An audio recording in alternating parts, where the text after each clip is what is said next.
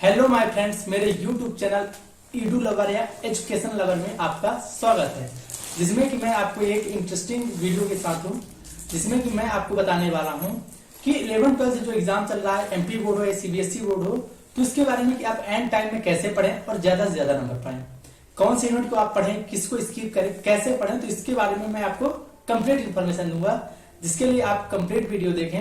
और यदि हमारे वीडियो में आप नए हैं तो हमारे वीडियो को लाइक करें और चैनल को सब्सक्राइब करें। हम स्टार्ट करते हैं आपको अपने वीडियो के साथ। तो हम आपको बता दें कि जो हमारा जिस पे हम बात करने वाले हैं इतना टाइम, तो उसमें क्या है कि एक कॉन्सेप्ट को फॉलो करता है कोई भी। तो आप जो हमारा 100% सिलेबस होता है, जो मेरा मेन कॉन्सेप्ट है बताने पीछे, तो सिलेबस एंड टाइम में लेंदी है, तो इसको आप आउटकम कैसे करेंगे, तो वो आउटकम करने के लिए हम आपको एक ट्रिक बता रहे हैं, जिसके थ्रू आप कम पढ़ के भी ज्यादा से ज्यादा स्कोर कर सकते हैं।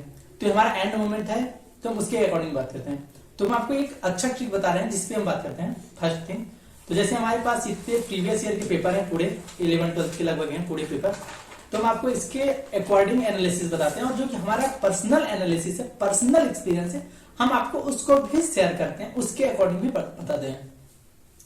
तो जैसे कोई सब्जेक्ट होता है, जैसे बात हम करते हैं केमिस्ट्री, फिजिक्स, मैथ, यदि आप मैथ फील्ड से है कि आप किसी जो आर्ट, साइंस, भूगोल किसी भी सब्जेक्ट से हैं, तो उसके अकॉर्डिंग हम बात करते हैं। तो जैसे मैं मैथ से था स्पेशली, तो हम मैथ का ही पेपर दिखा रहा हूँ, और अदर सब्जेक्ट में भी सेम कॉन्सेप्ट अप्लाई होता है। तो जैसे आप उनको देखते हैं कि आप उनको यूनिट बाय यूनिट होता है, बट यदि आप ब्लूप्रिंट पढ़ते हैं, ब्लूप्रिंट, तो आप जैसे ब्लूप्रिंट पढ़ते हैं, ब्लूप्रिंट में आप देख लेते हैं सिलेबस कि इस यूनिट से इतने नंबर का होता है, इस यूनिट से इतने नंबर का आएगा। तो ब्लूप्रिंट तो इसको फॉलो करना है, क्योंकि एमपी बोर्ड वाले या सीबीएसई वाले बनाते हैं, तो फॉलो करना कंपलसरी होता है। तो उसमें कभी कभी क्या होता है, नॉर्मली देखा जाए तो 2 यूनिट को कंबाइन करके एक यूनिट बना दिया जाता है एज अ ब्लूप्रिंट, और उसमें हमारे क्वेश्चन कितने नंबर के आते हैं, 5 नंबर के आते हैं, ये तो 4 नंबर के आते हैं। तो उन क्वेश्चन को आप कैसे कम पढ़ के सॉल्व कर सकते हैं, क्योंकि उनको याद करना भी डिफिकल्ट होता है। तो उसके रिगार्डिंग हमारा जो कॉन्सेप्ट है, तो हम उसको आपको बताते हैं। तो जैसे कोई 2 यूनिट है, 2 यूनिट से हमें अच्छे तरीके से पता है कि 2 यूनिट्स में से एक को 2 क्वेश्चन आने हैं। जैसे कि हम आपको एग्जांपल के तौर पर दिखाते हैं, जैसे कि हमारा एक क्वेश्चन हुआ जो कि इसमें और करके दिया हुआ है, जो कि आपको अच्छे तरीके से दिखता होगा।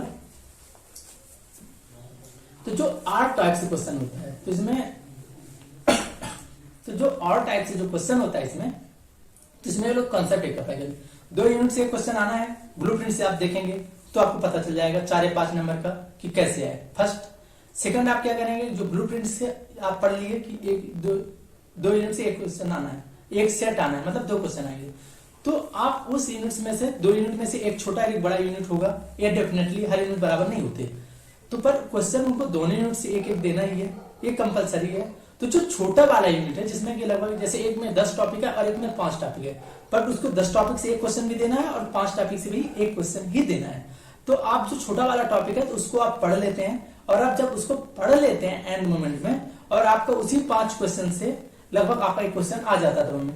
अब अथवा में है, आप चाहे दोनों पढ़ लें तो दोनों फंस जाएगा, ये कि एक पढ़ते हैं तो आपको एंड मोमेंट में एज इन्फॉर्मेशन नहीं, एज ए पेपर प्रिस्क्रिप्टिव पढ़ना होता है। आप स्टार्टिंग में जो पढ़ते हैं अच्छी बात है। तो जो हमारा और वाले क्वेश्चन होते हैं, तो एक आपका डेफिनेटली फंस जाता है, जो कि 2 यूनिट्स में से छोटे वाले यूनिट से पढ़ेंगे।